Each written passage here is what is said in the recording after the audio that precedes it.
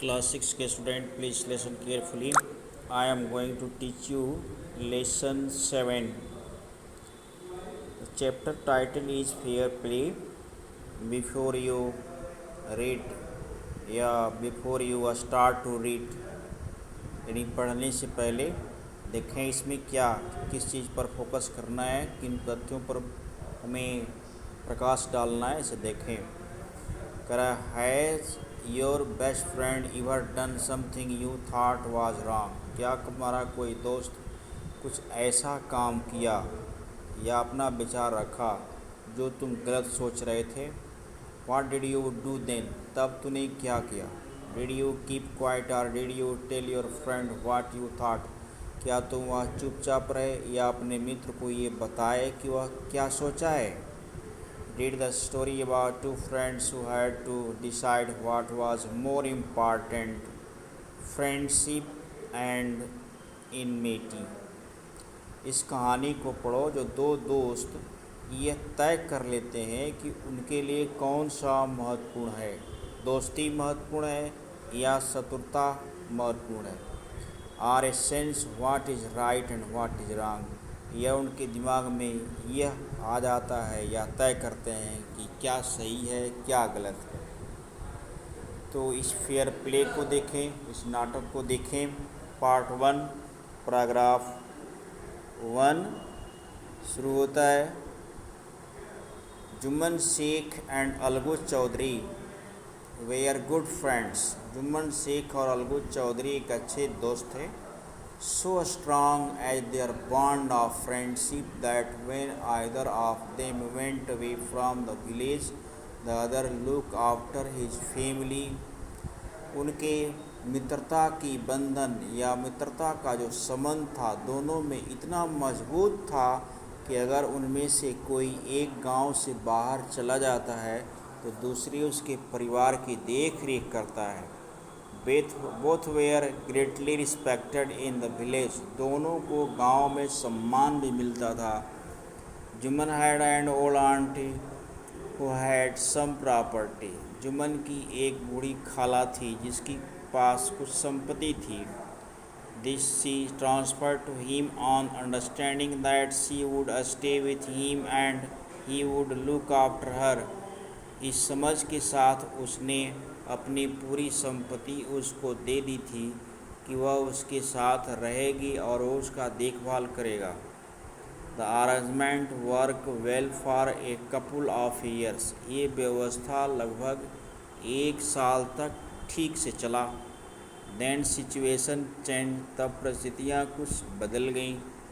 Jumman and his family were tired of old relatives. Jumman और उसका परिवार इस पुराने रिश्ते से तंग आ गया।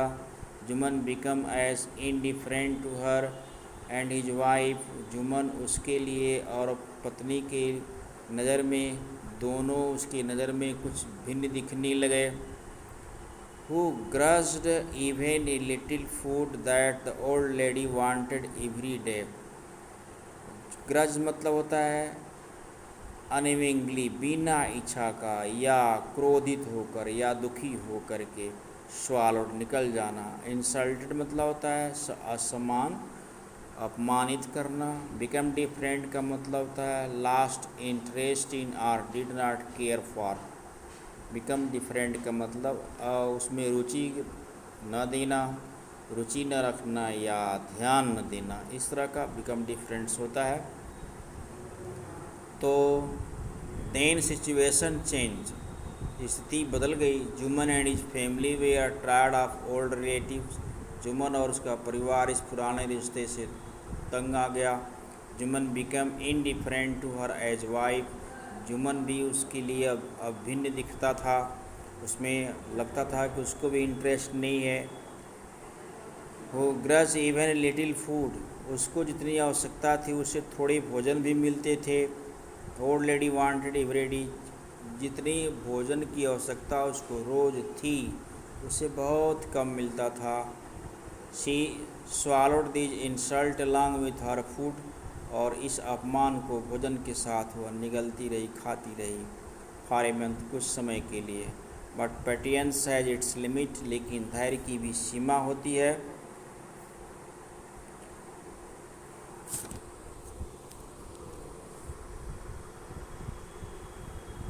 One day she spoke to Jumman, एक दिन वह जुमन से बोली, my son it is my now obvious that I am not wanted in your house, मेरे पुत्र मेरे बेटे, अब मेरी इच्छा है कि मैं तुम्हारे घर में रहना नहीं चाहती।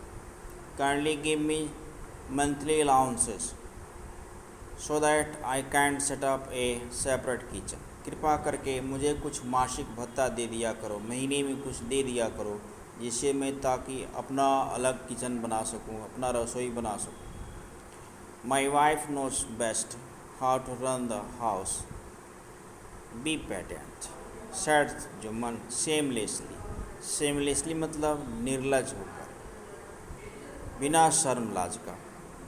तो जुम्मन ने बिना शर्म लाज का उसने कहा, धैर्य रखो, मेरी पत्नी जानती है कि घर को कैसे अच्छे चलाया जाता है, मेरी पत्नी को पता है। This made his aunty very angry, इस पर उसकी खला बहुत नाराज़ हो गई। And she decided to take her case to the village panchayat, और उसने निर्णय लिया कि इस मामले को, इस केस को वह गांव के पंचायत में ले जाएगी। इस तरह से आप लोग यहाँ तक हिंदी और इंग्लिश दोनों दुराएं तैयार करें। पैराग्राफ 4 से नेक्स्ट वीडियो में पोस्ट किया जाएगा।